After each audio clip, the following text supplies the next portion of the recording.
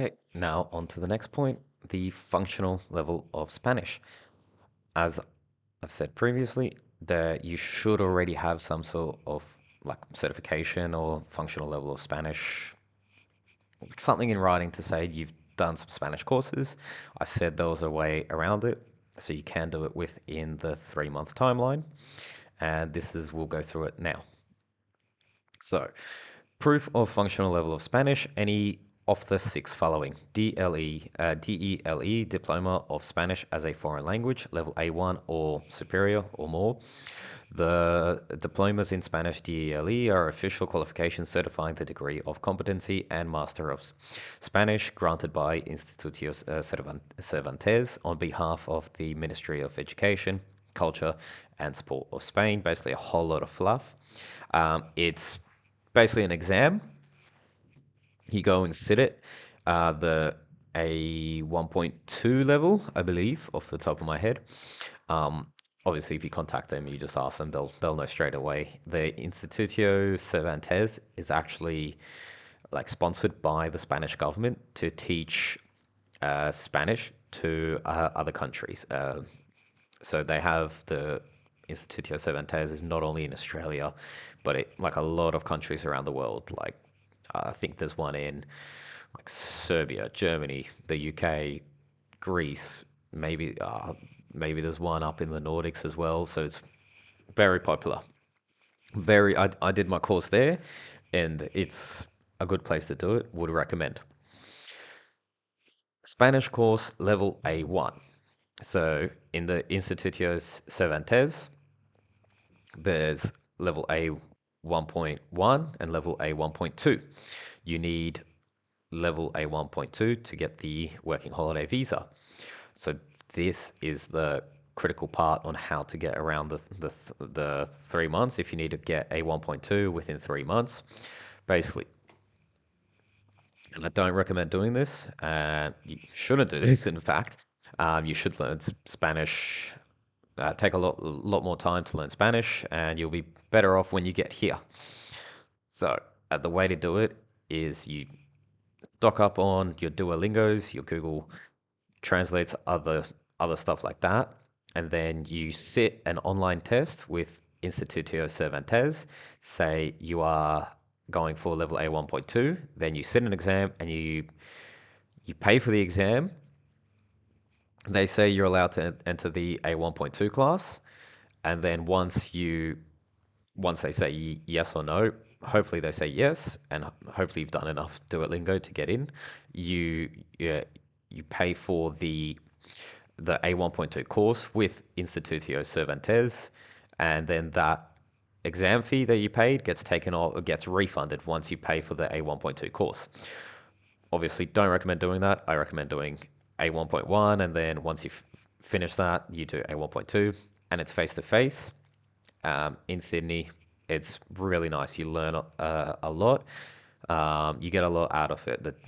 Teachers, all the teachers there are great. Obviously, if you don't live in Sydney, you need to go to other places. Spanish online course, you get these like certified Skype teachers, and then you can go through that. Um, uh, and there's again certified by Cervantes. I've never done it, so I can't speak on it, but I'm sure it'll be great. At least 4 semesters of Spanish during secondary education. So that's not terms, that's semesters. So you need to do like your last 2 years, or like your HSC, or maybe even before, 2 years of Spanish class in high school. Maybe do your HSC. I believe it was called the Spanish Continuous course. I didn't do it personally, but that is one way to do it.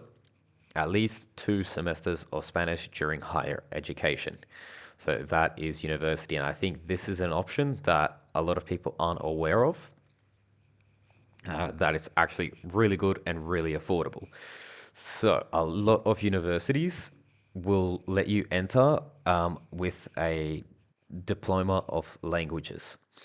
Basically, it's your first. It's like 3 years. I believe some are 2 years, some are 3 years, some are even one. But I know ones that like you just enter in with a like a high school certificate. I don't even think you need an ATAR. And then once you entered in, the because it's subsidized by the government, each Spanish semester only costs about $550, and it's university level education. Really good, really worth it. I think a lot of people aren't aware about it, and it needs to be looked into more. I believe it's a bit slept on. Look into that. Maybe do the diploma of languages at least the first year. Then you can defer and come back and do the other 2 years. It's very affordable. Should only cost just above $1,000 if you do the full year. Again, very good. And a lot of universities also offer this option online. So if your local university doesn't offer it, you can do it with one that is online. Then there is those applicants who are fluent in Spanish. Basically, you grew up speaking Spanish, but do not hold any Spanish language certificate. You will be given the opportunity to prove their fluency at the embassy or consulate general. They will give you a set of interviews. Like basically, what it means is they'll just speak Spanish to you and see how you respond, and I honestly don't exactly know how they do it, but from what it looks like is they'll just speak to you, ask you a couple questions, that sort of stuff. If you're truly are fluent and you've been speaking Spanish your whole life, should be very easy to pass. Again, uh, yeah, so that concludes that section on it. Now that we've done that, we can scroll up and tick that off. Oh, we can tick this part off. Forgot to do that previously, so we'll go change that.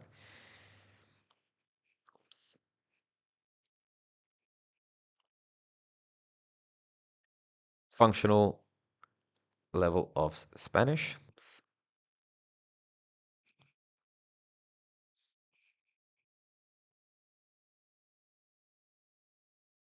Change it now. Don't know why.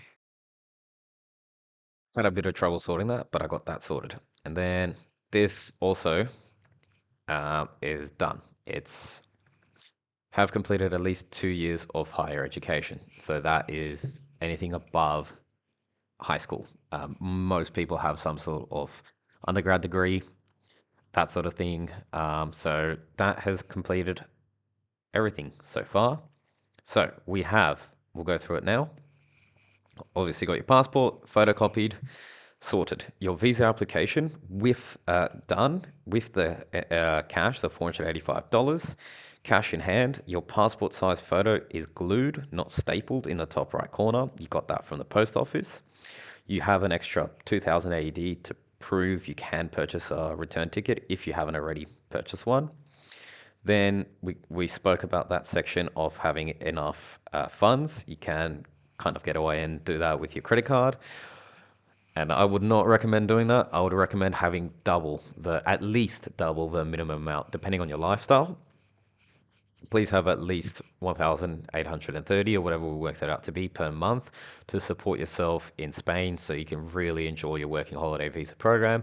I believe the biggest mistake I made was just not bringing enough money. Obviously, it's tough, especially I did this when I was younger and I worked a lot of hours at bars and restaurants just to scrape together some change for Spain. Comprehensive travel insurance. Please have a look at Allianz. Highly recommend. Always went well for me. Then we've gone to the medical certificate from your doctor. Again, I did all the certification, the tests with my family doctor, and then I had to basically pay a Spanish speaking doctor to get that translated and show them all that, and then that takes that process took less than a week. One day I just walked in, said I need to do this. He said, come back in the morning. Don't eat, obviously, so you can do your blood test and your urine test. Um, all that sorted. National police clearance. Hopefully, you got yours back within 2 weeks. Then you can uh, put that together in your form, get that ready. You've completed and printed out your NIR application. You have your $16 ready, and then you have printed out your functional level of Spanish certificate, whether you did, again, 2 semesters of Spanish during higher education. Highly recommend doing a diploma of languages at a uni. Very cheap and really affordable at the moment, while it's still very subsidized. Obviously, there's the Instituto Cervantes. If you live far away, you can do the Skype version or, again, the diploma of languages. So then that's all done. We can go to our timeline. We can add Spanish proficiency check. So you've done all that, you have all the paperwork ready. You get to month 3, you've got your appointment. Um, Basically, the last thing you need to do is the day before or 2 days before, print out your bank statements. You've already, and print out your flight. Make sure you print out the flight, how you're going to get to Spain. Uh, Make sure it has to be 90 days. Sorry, less than 90 days. So make sure you have your appointment May 15th, then 90 days later, that should be, what's that? July, June, July, August the 13th or something, August the 10th maybe, at the very latest. And this is where we get to the next part. We've finished the visa application process. We're gonna be in month 7. You're in Spain. What month 7 is about is what you can have prepared before you get to Spain, and it'll make your life a lot easier. So when I didn't have this for me, but I would like to share this with you guys. So I asked the consular worker, like, what do I need anything else to work other than a NIE in Spain? And she was like, no, it's fine. You just need your NIE, and then you can get a job tomorrow as soon as you land. That's fine. It's not the case. She shouldn't have said that. What you need is your social security number, your número de seguridad social. And it is not that simple to get it. You will come to find a lot of the Spanish bureaucratic paperwork sort of stuff. So the amount of paperwork you need to do is really not that bad. Like all this stuff that we've done in the whole visa application process, it's not that bad. It's not that much. It all makes sense. It's just the quality. It's like, why do you need a doctor certificate that's less than 3 months old, or a police certificate as well? Why does all of that need to be less than 3 months old? That sort of stuff. And like most people aged 18 and 30, they're um, like healthy and safe anyway. So even getting a doctor's appointment should just be a tick box in my opinion. But whatever. Um, anyway, once you have finished your appointment and then you've waited, hopefully not too long, let's say 6 weeks.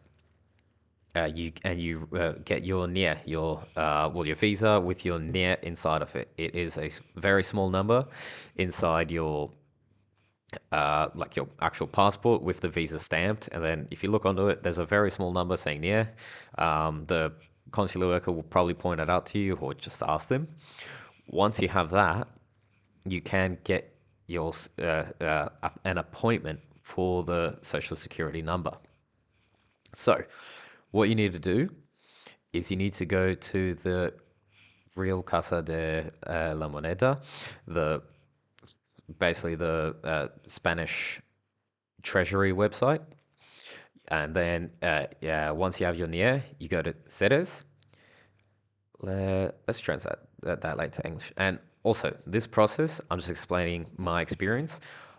There is another YouTube video from Chris Tagle. I will leave a link to his video. He explains it very well, and he will go through it. I won't be going through the whole process, but because he's already done it, and I'll just link it here and in the video description below. Please watch that video. It's very good. It helped me when I went to let's just go back while we talk. So when I went to the Social Security office to get this number, I just very naively walked in, and they have like security out front with like one of those airport scanners where you put your bag through. So it's pretty hectic. So I just walked in and said, "Hi, want a Social Security number?" And they just said, "Where's your appointment number?" And I said, "I don't have one." And they were like, "Well, you can get lost then." Like the Spanish people, yeah, you know, can be rude sometimes.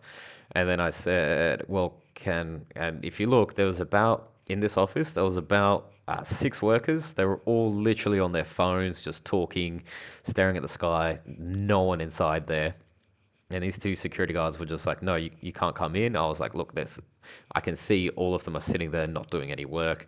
It's 10 o'clock. Like, can I go in to make an appointment or can we just sort this out now? And they were just like, no, no, you have to go. Here's a link to a website. Sorted out. The link they gave me, it doesn't work. So Spanish officials, when they give you a website, doesn't mean it's always the correct answer. And to my knowledge, that website still to this day doesn't work years later. So the only way I could get this number is by watching Chris Tagle's video. Thank him very much. That's why I want him to get as much traffic as possible to see his video. He did a very good job. Basically, if you're following his video, you go to the Setters website and you download a configurator. Then once you've got your configurator, you can go to the Ciudadanos website. You go to the section, the Sede Electronica section. You go to the prior appointments for benefits and other purposes. Well, I should probably go back. So you go to citizens, prior appointments for benefits and other procedures. Watch his video. He goes through all of it.